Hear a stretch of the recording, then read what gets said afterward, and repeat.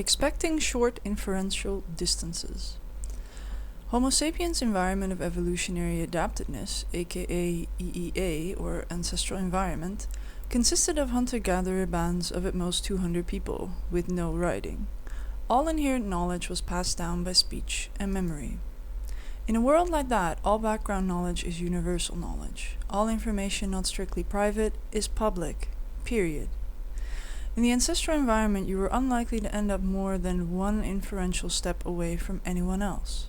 When you discover a new oasis, you don't have to explain to your fellow tribe members what an oasis is, or why it's a good idea to drink water, or how to walk. Only you know where the oasis lies. This is private knowledge. But everyone has the background to understand your description of the oasis, the concepts needed to think about water.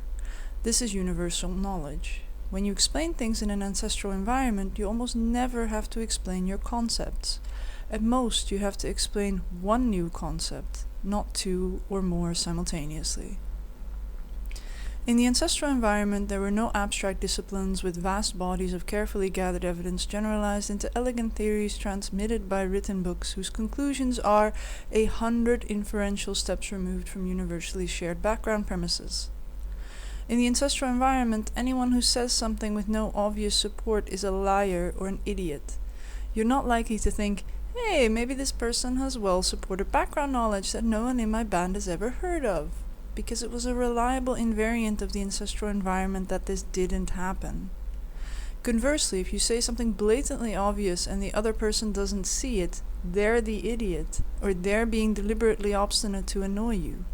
And to top it off, if someone says something with no obvious support and expects you to believe it, acting all indignant when you don't, then they must be crazy.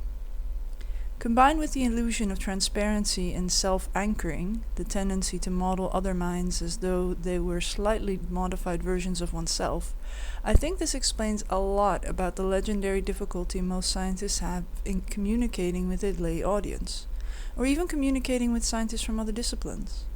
When I observe failures of explanation, I usually see the explainer taking one step back, when they need to take two or more steps back.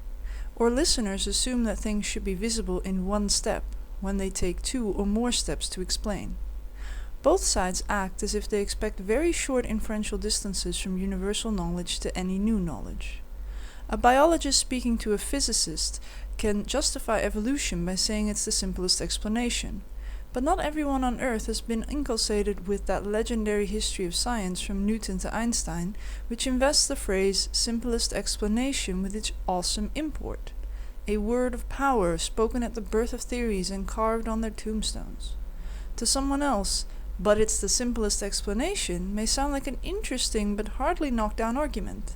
It doesn't feel like all that powerful a tool for comprehending office politics or fixing a broken car. Obviously, the biologist is infatuated with their own ideas, too arrogant to be open to alternative explanations which sound just as plausible. If it sounds plausible to me, it should sound plausible to any sane member of my band. And from the biologist's perspective, they can understand how evolution might sound a little odd at first, but when someone rejects evolution even after the biologist explains that it's the simplest explanation, well, it's clear that non-scientists are just idiots and there's no point in talking to them. A clear argument has to lay out an inferential pathway, starting from what the audience already knows or accepts. If you don't recurse far enough, you're just talking to yourself.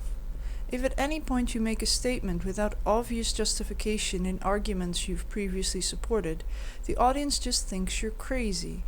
This also happens when you allow yourself to be seen visibly attaching greater weight to an argument than is justified in the eyes of the audience at that time. For example, talking as if you think simpler explanation is a knockdown argument for evolution, which it is, rather than sort of interesting idea, which it sounds like to someone who hasn't been raised to revere Occam's razor. Oh, and you better not drop any hints that you think you're working a dozen inferential steps away from what the audience knows, or that you think you have special background knowledge not available to them.